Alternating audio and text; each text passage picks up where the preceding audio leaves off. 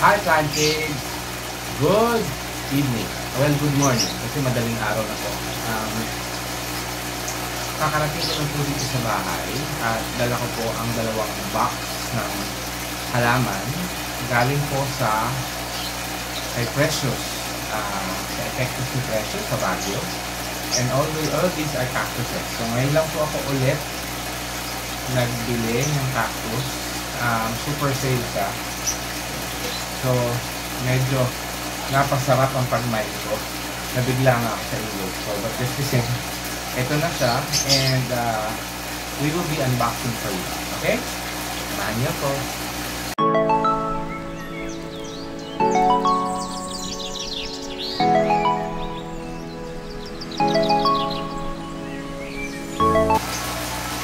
So, unahin na natin itong halos ng box.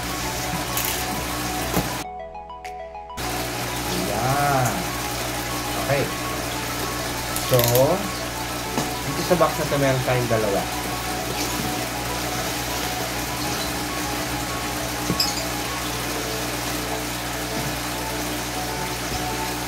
Isang feeling ko Coryphantha yata ito. Hindi rin ako sure. Pero parang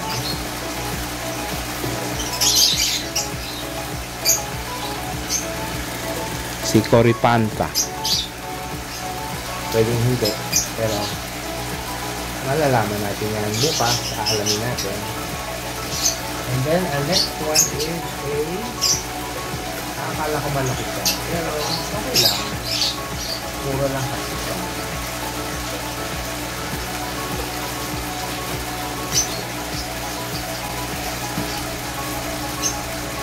See? Golden Barrel. Ayan. Si Golden Barrel. Okay.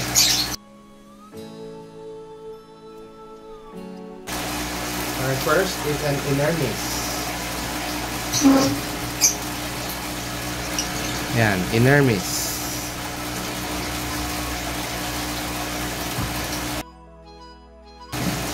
Next natin ay parang isang klase ng stinky.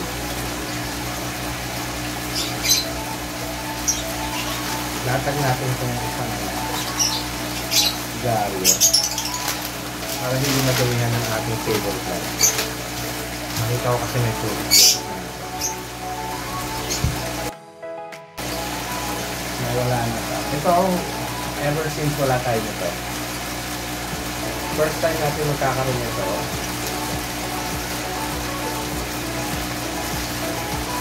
At natutuwa ko dahil mura lang natin sa nasira.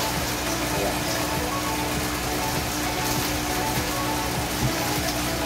So, ito po ay isang variegated opulsa.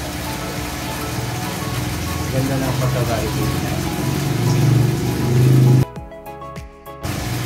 So, isang next natin.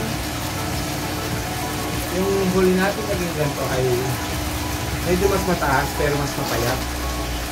Nalusaw siya. Ayan. Nakalimutan ko pangalan nito. Tatanungin na lang natin sa kanya. And then, ito. Pang ano ko na to? Pang-apat na ganitong klase. Lagi ako natutuyuan at nalulusawan ito. Hopefully, ngayon dun sa iniisip kong pag-question ko sa kanya maging okay siya. Si Red Mellow. And then, ito. Meron tayo nito kaso lumiit kasi napabayaan ko. Pero ngayon, ano natin, hopefully magkaroon tayo. Yung blue nito ang hindi natin nakuha. Ayan.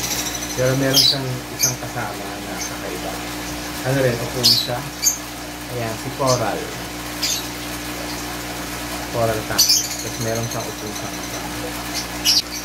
Then, katulad ni Red Mellow, nagkaroon na rin tayo ng dalawa nito dati. Malusaw at natuyo. Hindi natin halo.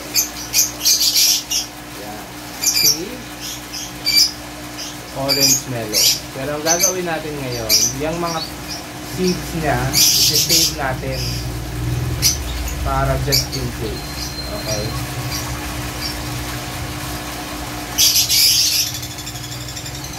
And then lastly ay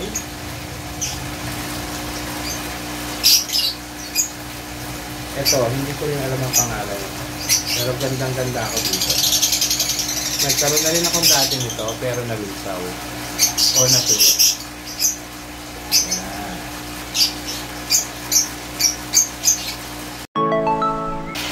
So, ito na po sila. Yan, talagang binuksan ko na kaagad kasi para makahingat na sila from the box. Tapos, bukas ng umaga, ay iaakyat natin siya doon sa taas. Tapos, patutuyuin natin yung kanyang lupa kasi lahat ng lupa nila basa. So, lahat yan ay papatuyuin natin sa taas. Pag tuyo na, at saka natin sila i-repack. Hindi ko na sila i-uproot muna. Kasi yung lupa niya, gagamitin ko rin sa mga ornamentals ko. Tapos papalitan ko siya ng aking soil mix. Okay? Kita niyo ba? So, isa-isayin natin ulit. Si orange mellow. Si red mellow. Stinky. Inner mix. Golden barrel. Ang ganda ng pagka-golden kong golden barrel na to. Tapos, si Coripanta, I think. And then, ito si variegated punsa. Si unknown, hindi ko maalala. And then si unknown din. And then si coral na may variegated punsa din. Ayan. So meron na ako mga pinagnilaan na mga pots para sa kanila. Alam ko na kung saan ko sila itatanim. So, papatuloy na lang natin ang lupa. So, it's morning the next day. Andito na tayo. So, iaakyat ko na sila bago kami mag-almusal para mainitan sila and then matuyo na yung mga ano. Baka bukas ko sila itanim. Okay? Sasamahan niyo ako.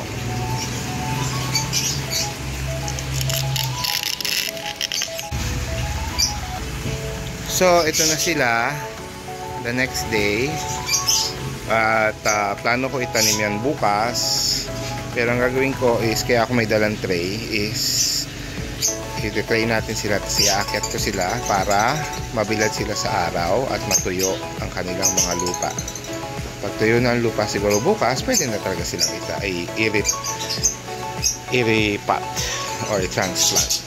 Okay? Pero tatanggalin natin yung lupa eventually. Okay?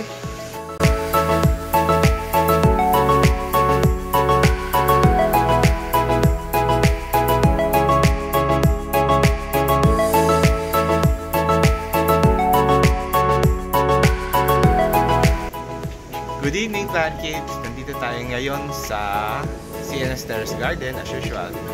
Pero I was planning to video or include sana sa ating episode ngayon yung pagtatanim ko nung ating mga bagong cactuses. Unfortunately, hindi naman unfortunately, pero ang nangyari kasi nag-live ako kanina.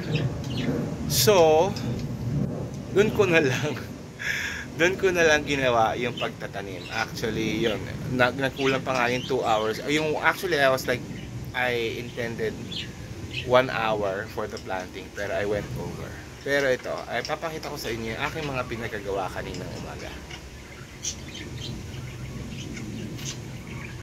So, first of all, ito yung mga yung mga malalaking cactuses dyan. Ito, 1, 2, itong inner mist, hindi man ganun kalaki. 4 brown mellow, 5, 6, 7, 8 yung stinky, 9, 10. Yan yung mga tinanim natin ng mga bago. Tapos itong variegated na opuntia, kasama yan nung saan nga ba kasama yan? Nung coral cactus. So, hiniwalay ko na siya. Tapos, the rest, ayan. Yan po, yung mga maliliit na yan. Ayun, kasama rin ng coral cactus yon. Ito, yung naputol na coral cactus. Ayan. Tapos, ito, mga ripat ko yan. Ripat. Tapos, ito yung ibang ripat. Ayan. Tsaka ito. Bakit ako nag-ripat? Kasi, at saka dito pa pala, sorry. Ayan. Itong linyang to. Ayan. 1, 2, 3, 4, 5. Yan, puro ripat yan. Kasi, tsaka ito, niripat ko. Kasi ang dami ko ng blanco ng mga clay pots, yung mga natuyuan. Kasi nga, hindi tayo nakakapagdilig. So, yan. Binabalik alindog na natin ang CNS Garden. Kaya, nagsimula tayo sa pagtatanim.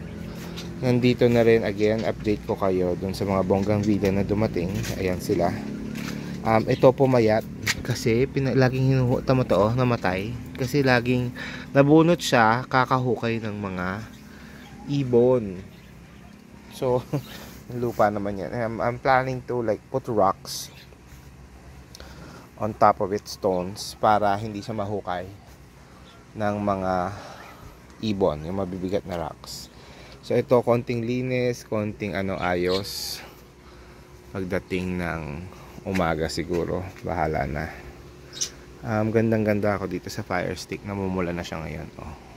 So, yun nga po ang update natin. Thank you very much for watching. I hope you enjoyed this new plant haul after a very long time sa mga cactuses natin. At nag-update na nga tayo sa itsura nila. Naka-full sun na sila ngayon. At I'm hoping nga na gumanda sila, makapa-adapt sila. Pero yung katulad ng mga mellow at saka nung ating golden barrel, ipepwesto natin siya muna ng tama. Kasi I've experienced before na finulsan ko sila at hindi sila nabuhay ng maayos. Okay, so, well, except for the golden barrel. Yung golden barrel, kailangan full sun siya na maganda. Okay? So, this is Plant Tatay Barry of Antipolo saying, bye, plant kids!